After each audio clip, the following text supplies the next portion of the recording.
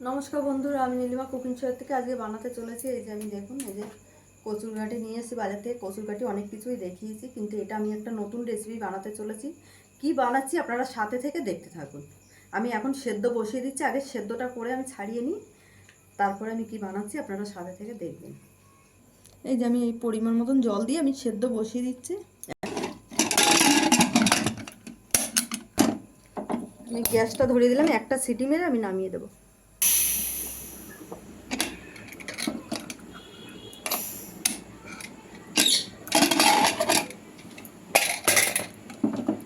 হয়ে গেছে বন্ধুরা আমার সেদ্ধ। এই যে আমি নিয়েছি, এবার এটাকে একটু হালকা করে ভেজে নেব। দিয়ে দিচ্ছি কড়াইতে তেল।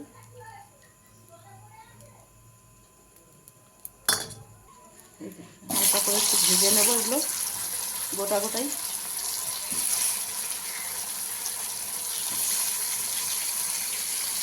বন্ধুরা ওটা ভাজা হতে থাকুক, আমি এদিকে মশলাটা রেডি করি। দিয়ে দিচ্ছি ধনে জিরের গুঁড়ো 4 চামচ দিয়ে দিলাম। দিয়ে দিচ্ছি 1 চামচ লঙ্কার গুঁড়ো। দিয়ে দিচ্ছি 1/2 চামচ আমচুর। দিয়ে দিচ্ছি পরিমাণ মতন অল্প করে একটুখানি গোলমরিচ দেবো আমি। পরিমাণ মতো নুনটাকে দেবো, হলুদ গুঁড়ো সঙ্গে পরিমাণ মতো।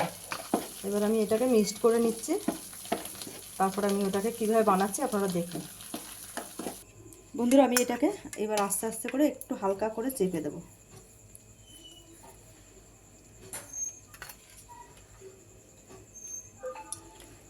এরকম করে সব করে এরকম চ্যাপটা চ্যাপটা করে চেপে দেবো।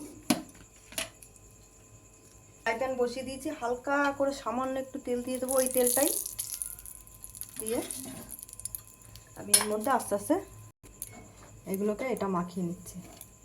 মাখিয়ে নিয়ে সেকা মতন ভেজে নেব।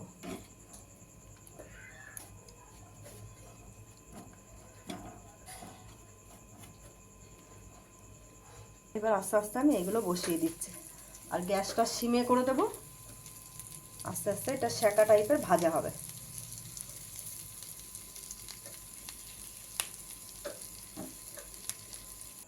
দেখুন বন্ধুরা কি সুন্দর হয়েছে। এটা কচুর চপ।